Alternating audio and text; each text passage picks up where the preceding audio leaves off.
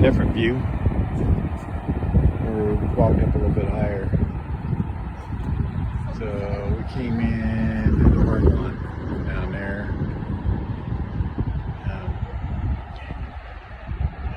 Got some old videos of water going all over these.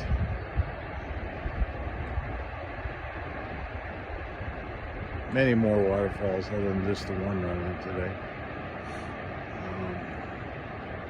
They got them, you can see in the back, they got them shut off over there.